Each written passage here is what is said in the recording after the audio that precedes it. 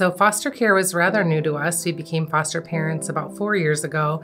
And through that process, I just was like, wow, like we knew we were called to do this, and it's part of our ministry as a family. But it's hard. It's worth it. Like, you make a difference in children's lives, and you might not even feel that way every day.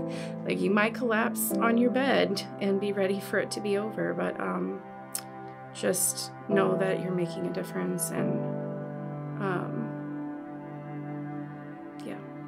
And it's in those moments where you can't let them know, like, oh my gosh, you just made my whole entire day and everything that we've been through worth it.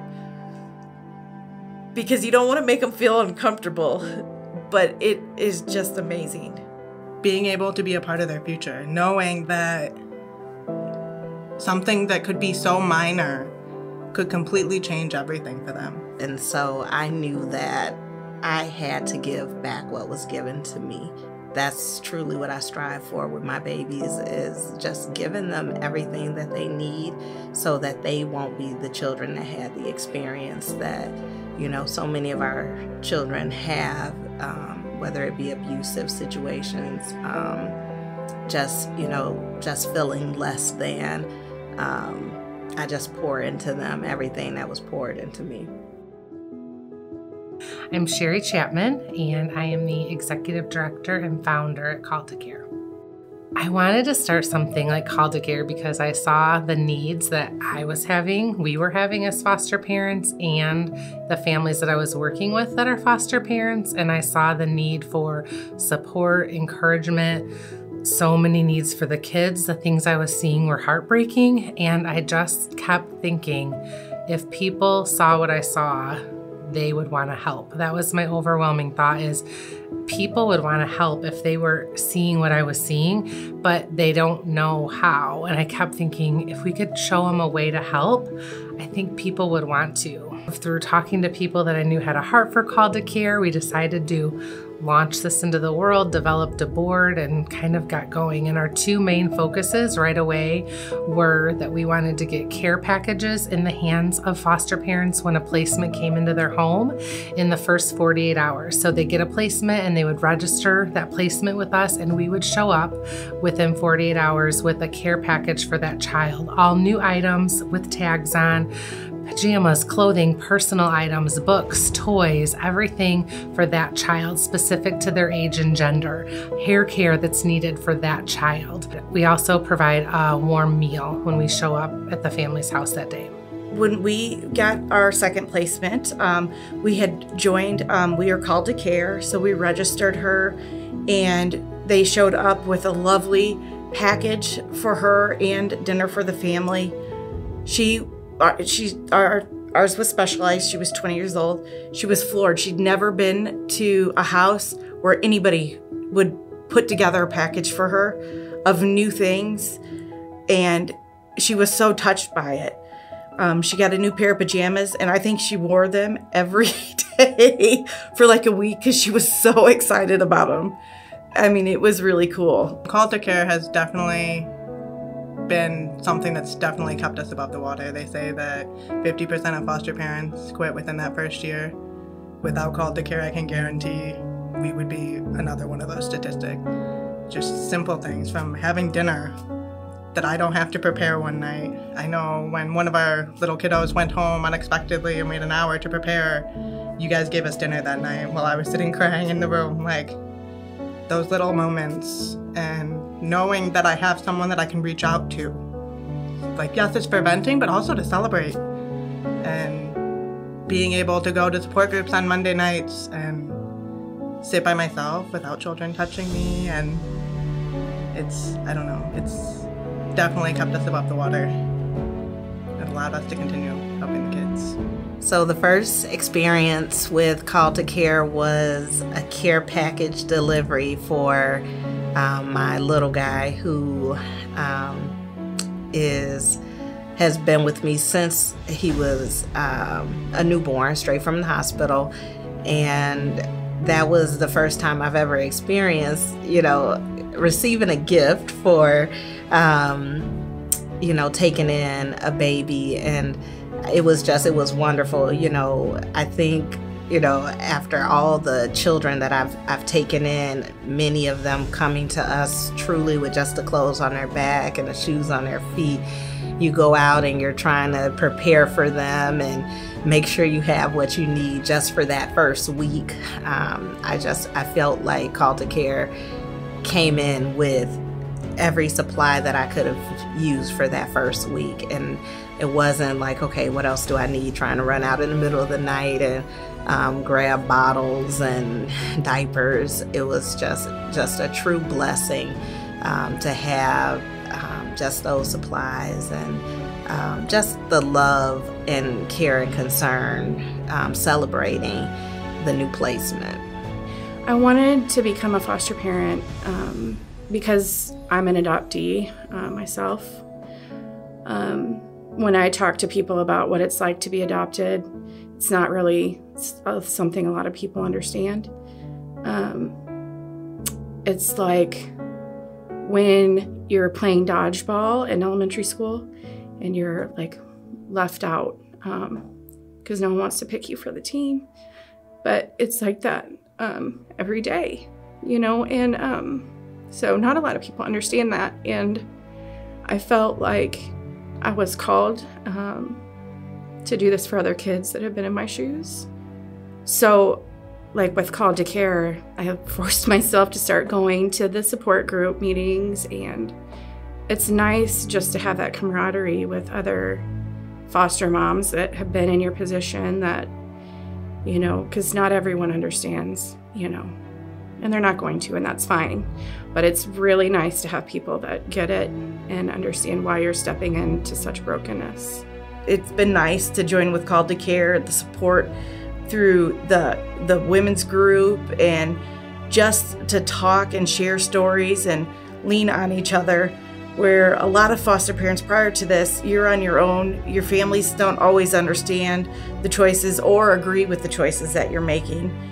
So it's been nice to have a community that like rallies around you, and there's so much need for the kids, for them to be met in a different way. It's been wonderful. So while I knew there was a great need within the foster care community, it's much greater than I even thought. In a recent conversation with a gal who works in child welfare and has been in the field since the 90s, she said the need is greater than it ever has been in all of her years working in child welfare. The need for foster families, the need for emergency placements. She's seeing more children have to sleep in the agency than ever before, more kids coming into care right from the hospital than ever before. Drug use is really high, drug abuse, and it's causing a lot of these things to happen. So the needs are so much more than I even thought. The whole experience with foster care has been, overall, it's been wonderful. Yes, there's challenging times, but seeing the growth and the change in the kids and my own kids, and seeing the family dynamics change, seeing how their parents can grow, seeing the joy and how much the parents have matured in ways, and seeing that the system can work. We always talk about how broken the system is, but it can work. So knowing that with change, there is a lot of positivity to the system. Watching how it can impact these families and how it can completely change the future of the two little boys in my home. But it's so nice to just have that love and support from someone who truly gets it, and not just saying, oh, I get it. And it's like, no, but you don't.